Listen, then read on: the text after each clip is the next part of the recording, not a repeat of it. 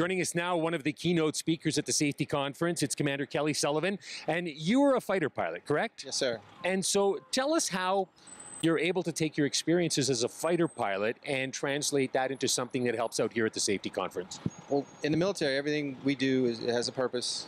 We train and train and train. When you're not fighting, you're training. Train like you fight, fight to win. That's the philosophy that we have. So we're always trying to better ourselves. And part of that is backing each other up, checklist procedures, classroom training, and practice. So the best practice that we had in the military can help oil and gas become safer and more productive. So that's how. Well, with the oil and gas industry, they always talk about how they want to make sure everybody gets home at the end of the day.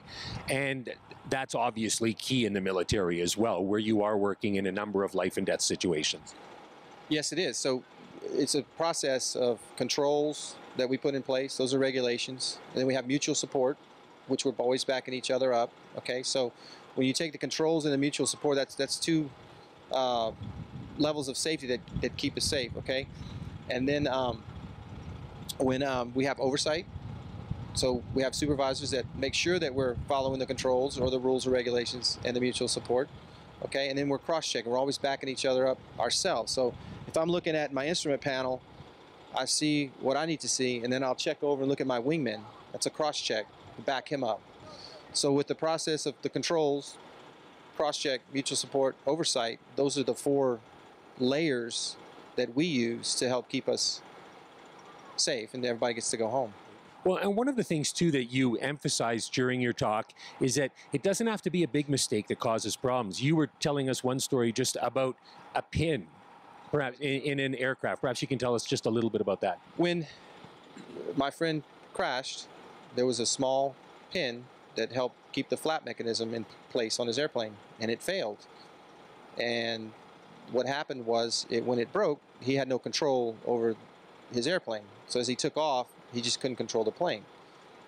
Subsequently, they found out, they blamed it on him initially, and then they found out that it was the pin. When they did further investigation after another plane crashed, they realized that the pins were wearing at the same rate. They were all replaced at the same rate, so they were all failing at the same rate. So when they changed all the pins, it prevented the accident from happening again. But they could have done it the first time, stopped the job and investigated a little more, and found that that was the problem. But it took two incidents before they actually stopped the job and did thorough research to find out where the error was. Well, stop the job, that was one of the key messages that you had here. When something goes wrong, stop the job.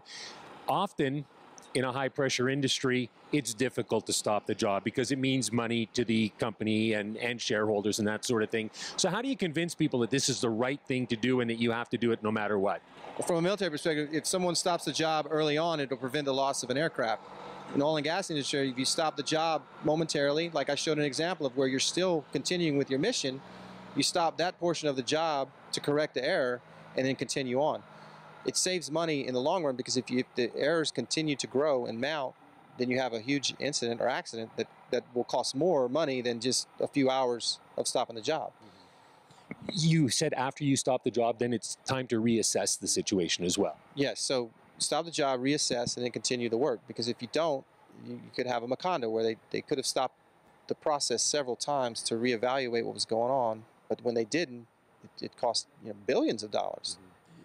And another key point that you raised, which I've always found that if you take ownership of a mistake, it ends the criticism, it ends a lot, then you can move forward. But it's really difficult, isn't it, to try and convey to people the importance of taking ownership, because it doesn't mean that you're going to lose your job or that your life is on the line. You're doing the right thing. Right. When we're out in the field with our air reduction training, that's the message we drive home, is that no matter what happens, if you take ownership for it, no one's going to get in trouble, no one's going to lose their job. We want to learn from it.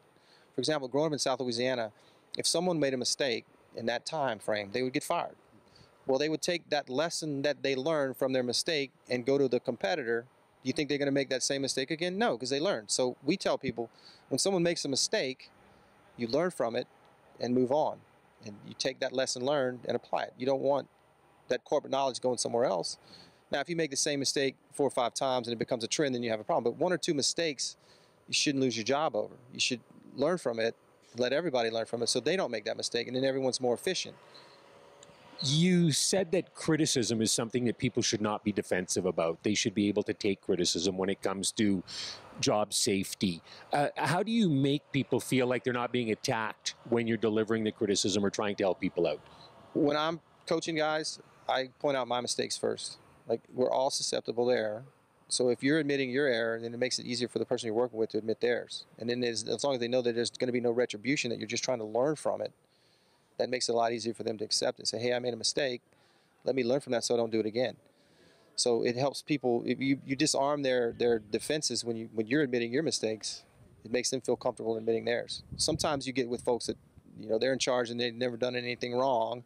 You know the type. We all know that. And those people are hard to admit mistakes to. But if you get someone that's a leader that will admit that they've done wrong and how they're going to fix it, then it makes it a lot easier for subordinates to do the same. You left the audience with a little reminder, something that they can run over each time they come into a situation. You refer to it as the OODA loop. Yes. So OODA loop. Perhaps you can tell us about that. Well, one of the greatest fighter pilots, John Boyd, that's how I attribute it to, he came up with OODA loop. It's observe, orient, decide, act. And every time he was in a combat training, he could just win every engagement by following that simple process. Every step of the way, he was observing, he was orienting himself, deciding how to act, and following through. Not just once, but continually through an engagement. So if you've got a new worker and he's like, how do I stay safe? You just tell him, OODA, man. He's a young guy. Hey, OODA, observe, orient, decide, act. If you can get them thinking that one little safe process, it'll help them out.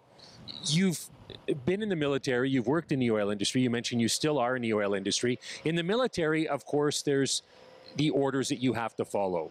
A little bit more freedom in the oil industry, the industry in general, I guess. How do you get across to people that they have to follow a safety culture? Because I guess that's what this conference is about. That's what all the speakers are talking about, is having that safety culture. How do you impress upon the younger people coming into it how important this is, and the older people that maybe they have to step it up a little bit? Well, you want to lead by example. And that's what I spoke about today, was that the leaders need to get out with their young guys and lead by example. If you're just sitting in an office directing, that's not good leadership. We call it leading by walking about. You're out there among the people showing examples. So that's the best way to me, is to be out with them and say, hey, and tell them stories. You take what you did, mistakes you made, go out with your troops or workers, if you will, and just tell them, so, hey, I made these mistakes. Don't worry about it. You're going to learn from them. Let's try not to, but let's follow a process of continuous improvement. Everything we do, we want to get better at. If you remember, one slide I showed you that an actuary showed that if you keep trying to continually improve, and again, the oil and gas industry is a high performance, high reliability environment, just like the military. If you're continually improving, then you'll get better. If you just stop and stay complacent with one safety program, people will get tired of it. So you've got to always look for something new to keep people on their toes. Kelly, thank you so much for your time. Absolutely. I hope y'all can edit that down. No, that's fine. We've been chatting with Kelly Sullivan here on ICANN Media.